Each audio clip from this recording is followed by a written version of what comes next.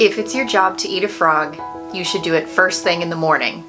And if it's your job to eat 2 frogs, you should eat the biggest one first. What in tarnation? What does that even mean? Set yourself free so that you can focus on what really matters and stop focusing on the things in life that you hate. I want to show you how to take this advice and apply it to your own life. I'm going to share some simple tips to help you get started, get clear with your goals, and help you get motivated to succeed and stay motivated. So stick around and let's get into it. Oh my god, look how organized my house is.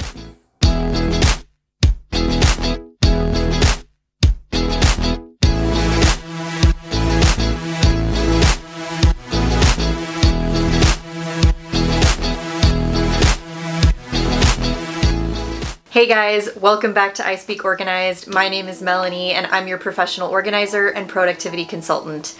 I help hardworking families and professionals find form in their space and purpose for every phase of life. Today's video is another installment of my intentional living series. I discuss easy ways to introduce minimalism and productive habits into your life to set yourself free. I'm going to be talking about what procrastination really means and what happens to your life when you stop. I'm also going to be introducing some strategies to help you overcome passive procrastination by asking yourself the right questions that allow you to apply this technique to your own life. At the very end, we're going to be talking about why you should sometimes aim to fail, and my most important tip comes at the very end of the video, so make sure that you stick around so you don't miss it. I make new videos every week about home organization, decluttering, and productivity practices, so if that's your jam, definitely go ahead and hit the subscribe button at the end of the video. It'll be a little circle icon of my face.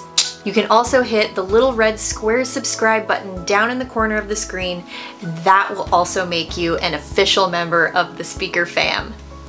So what really happens when we procrastinate? Most people equate procrastination to a state of ignorance or ignoring a certain task. But you're not actually ignoring the task, you're giving it power over you. This thing that you don't want to do lurks in your subconscious, whispering to you constantly, making you remember that you still haven't done that one thing that you need to do. Basically, you're facilitating a state of worrying rather than doing by allowing that one thing that you need to get done to distract you from everything else in your day. So what would happen if you stopped passively procrastinating? How would that benefit you? When you tackle the hard stuff first, you own it. You would be the boss. You would own your day by establishing that you are in control of your life and you are capable of handling things that others can't. By starting your day this way, you are truly starting to live an intentional life. You are in control. You are calling the shots. You are telling yourself and showing the world that you are capable of achieving anything because you cleared your biggest hurdle first thing. So, how do we stop procrastinating? It starts by prioritizing. Ask yourself what the first thing is that you need to get done. You may have several problems to deal with in your day, so try to categorize them by urgency. Take going to the dentist, for example. We all know that scheduling regular checkups is important for our health, but maybe it's not something that we need to prioritize today. Now, if you needed a root canal, might be a different situation. You should probably get your booty into a dentist chair as soon as possible. I always tell my clients who are hardcore procrastinators that they should ease into it and start with small daily tasks. Take getting in shape as an example. Exercise is one of those things that people always fool themselves into thinking that they don't have time for. If you say you don't have the time, you need to make the time. Wake up 30 minutes early, splash some cold water on your face, do 50 squats and 10 push-ups. You want to ask yourself which frog you would rather eat. 50 squats now is a relatively small frog compared to the potentially huge health complication related frog later. It doesn't need to be fancy. It doesn't need to take a ton of time. It's more about establishing the discipline to start your day off on a productive foot. Now let's talk about active procrastination. Active procrastinators are still really productive people, but they take into account when they are at peak functionality throughout the day or throughout the week. This type of person knows that maybe they're not morning people or not Monday motivated, so they will schedule time to attack difficult tasks before Wednesday afternoon, for example. Active procrastinators don't allow putting things off to rule their lives and prevent them from getting things done. Instead, they use procrastination as a tool to help them get things done when they know they're at their best. The next thing you need to do to stop being a passive procrastinator is ask yourself why certain things are hard for you. Here are some questions to ask yourself. Even though a task is complicated, does it serve a greater purpose in my life? Is this something that I dread but always feel amazing after I complete it? Does the very thought of working on this task do nothing but drain me? Does this thing make me feel anxious and take up a lot of my time with very little reward? Does this task put me in a constant state of negativity? I'm gonna go mama bear on you and tell you that you need to be honest with yourself. Nobody likes when other people lie to them, so why would you deliberately lie to yourself?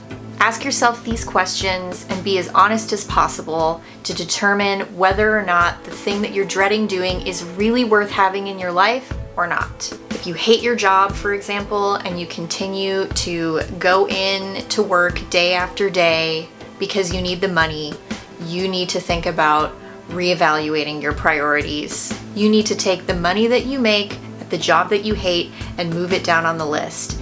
And then sit down and think about what is the worst that could happen realistically if you were to quit that job and find something that was more tolerable. There is always an answer. The other option is significantly harder, but it is an option. You need to change your mindset. You always aim to do your best. Your reputation and your work ethic are universal and they can be carried with you wherever you go. Okay, my next tip is actually the most important tip. Sometimes you need to aim to fail. We procrastinate because we are so afraid of failure, and failure is a necessary part of life. So when it comes to the task that you seem to always be putting off, ask yourself what would happen if you failed. Determine realistically what the immediate repercussions would be from hitting that rock bottom and see past that to the benefit. There's always a benefit to failure. I truly, truly believe that. It's also important to remember that failure teaches us to see the whole picture.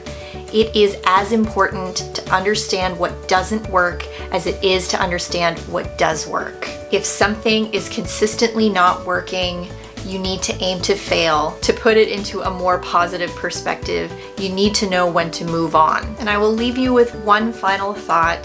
This is my opinion, but I feel that it's a really important opinion to share. If you do something with the goal in mind of an external benefit like social acceptance or making a ton of money, it comes at a great cost of fulfilling your true life purpose. People who think that life is solely about being happy are always going to come up short and are always going to be extremely disappointed. Life here is all about learning, and sometimes the lessons are really, really hard, and it's made even harder by the power of choice and free will. So choose to give value to the world and to provide internal benefit for yourself and for others. Think about how you feel when you find out someone of great influence is a complete douche. Word travels, and that becomes their legacy, their douchiness. The world does not need any more of that. No vacancy, we are all full. When you choose to focus on the benefits beyond the superficial and take your punches and get back up, you find the balance between happiness and the strength of lessons learned. And that is what life is all about. Thanks for sticking around. I really hope that you found value in these tips and this short conversation about overcoming procrastination. If you want to learn more, check out Brian Tracy's book, 21 Great Ways to Stop Procrastinating and Get More Done in Less Time. I've provided the link down in the description below for you to check it out. As I mentioned before, this video is part of a series all about intentional living, where I introduce you to minimalism and productive habits and the easiest strategies to get started living a life of more intention. Thanks again. Don't forget to click my face to subscribe to this channel and become part of the Speaker fam. I will see you all next time. Have a wonderful day. Bye.